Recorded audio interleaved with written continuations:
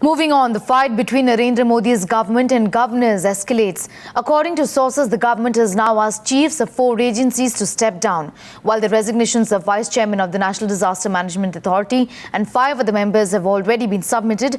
Will more such resignations follow? The fight between the UPA-appointed governors and the government is well and truly underway. तो मतलब sir मान सकते हैं कि आने वाले समय में आप इस्तीफा नहीं देंगे? कितने बार सरकार डिमांड कर रही है? कितने बार मैं बताऊंगा आपको? इस्तीफा नहीं दे रहा हूं. But even as few have outrightly refused to budge, the Chhattisgarh governor stepping down, igniting a fresh war of words. It's but right what some governors, I believe, have said, that they should receive intimation of what the government intends to do or wants them to do through the proper channel. All these governors have some minus points or the other which the Congress overlooked. But not just the governors. Having taken charge less than a month ago, the Modi government sending out yet another loud signal, asking heads of 4 agencies and all members of the NDMA to step down.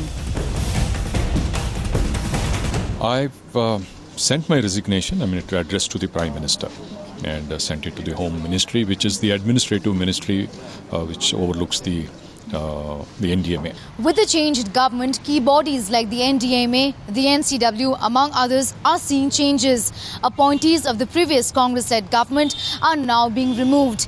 The latest, the Vice Chairman of the National Disaster Management Authority has sent in his resignation to the Prime Minister's office in anticipation of a request to step down. But some still adamant, questioning the government's diktat.